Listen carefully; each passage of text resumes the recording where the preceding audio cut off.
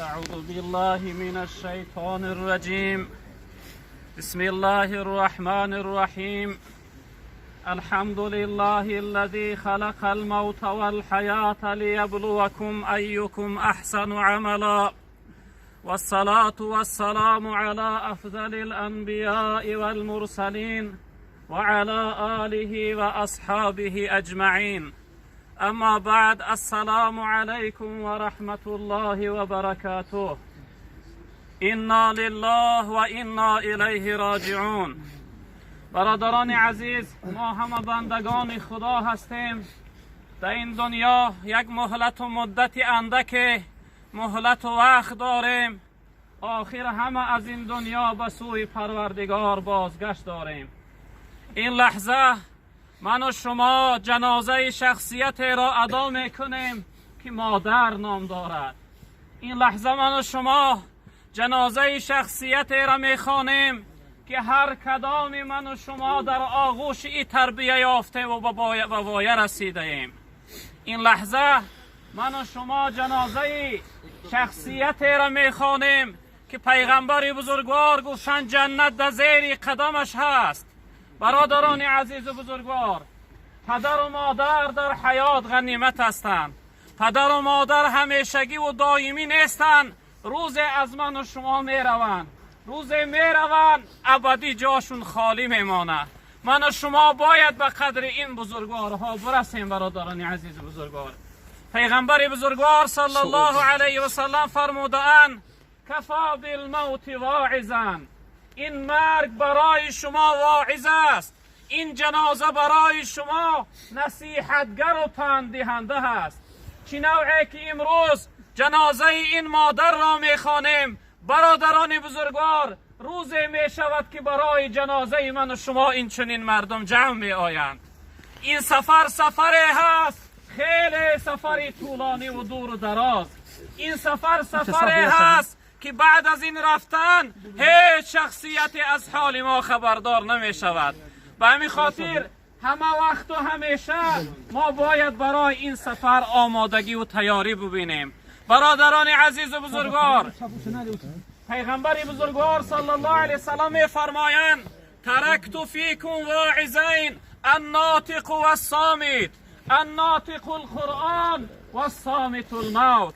پیغمبر بزرگوار گفتند من برای شما دو پندهنده باقی میگذارم. یکی از اونها گویا هست و دیگرش خاموش است. اونه که گویا هست اون یعنی قرآن است که به گویاگی شما را نصیحت میکنه، اما اونه که خاموش است اون مرگ است. برادر بزرگوار، این مادر بزرگوار من این لحظه به این خاموشی برای ما پند داده ساده است که ای جوان ها به جوانی مغرور نشوی، ای دارنده ها به دارندگی مغرور نشوی، ای سردارها و اهل علم ها به هیچ یگان چیز مغرور نشوی. آخر مثل منبرین به سینه چاک، به دل پر حسرت، به یک جهان امید و آرزو از این جهان می روی.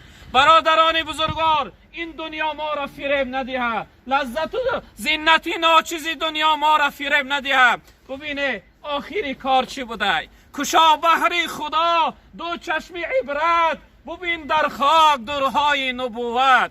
کجا شد سروری اولاد آدم، کجا شد احمدی محمود خاتم، کجا شد عامه معراج افلاک، با یسرب رفت زهر پرده خاک. کجا شد عاشقانی سینه بریان، کجا شد عارفانی دیده گریان. ببینی جمله را در پرده خاک، چرا چون گل نهی با سینه چاک. برو باره به گورستان گذر کن، به حالی اقربایانت نظر کن. چی میگویند دانایان خاموش، بگیر عبرت از آن جمع کفن پوش. برادران بزرگوار، ببین امروز این لحظه ما جنازه مادر را میخوانیم که در سن 73 سالگی سفر آخرت کردن. خیلی عمر الحمدلله پر برکت. این مادر شخصیتی هستند که از همه مهربانترین، از همه غمخوارترین، از همه عزیزترین برای من و شما.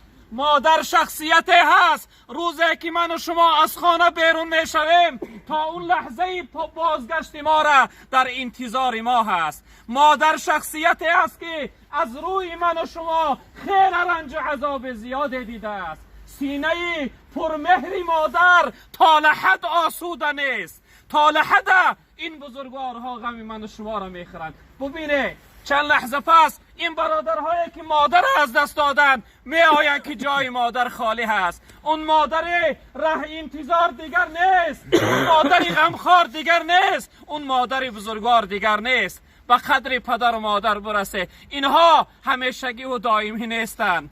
باورم نیست پدر رفتی و خاموش شدی، ترک ما کردی و با خاک هم آغوش شدی. خانه را نور اگر بود ز رخسار تو بود، ای چراغی دل من از چی تو خاموش شدی. بهار آمد نیامد بوی مادر، شدم پزمان چشم و روی مادر. نمی ارزد هزاران نوده گل با یک تاری سفید موی مادر. برادران عزیز بزرگوار، به قدر پدر و مادر برسه که آخر می روند. اینها در حیات غنیمت هستند. والله قسم آخر می روند یک عمر از فراق از داغشون می سوزی.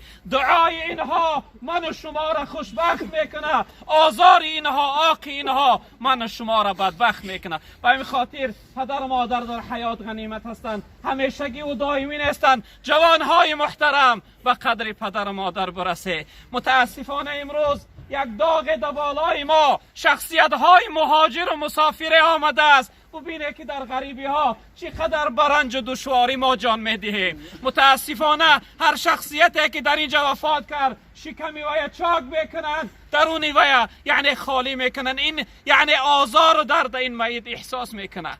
خیلی یعنی داغی سخت است. اکنون وقتی زیاد نگیریم، دعا کنیم که خداوندی بزرگوار سفری دور و دراز این مادر از سهل و آسان بگردان. پروردگار این مرگ غریبی را برای این مادر مرگ شهادت بگردان. پروردگار زبان این مادر برای جواب منکر و نکیر گویا بگردان. پروردگار بار الها در برابر این مصیبت برای اهل و بیت فرزنداش صبر جمیل ثواب بزرگ نصیب بفرما. پروردگار خانه قبرش خانه عروسی بگردان. پروردگار آخرتش آباد بگردان. پروردگار قبرش باغ از باغهای جنت بگردان. برای جمعیت ما اون وعده که پیغمبر بزرگوار قرات گفتن اون ثواب نصیب بگردان و جمعیت ما را از خواب غفلت بیدار بگردان. و صلی الله تعالی علی خیر خلقی مولانا محمد و آله و اصحابه اجمعین.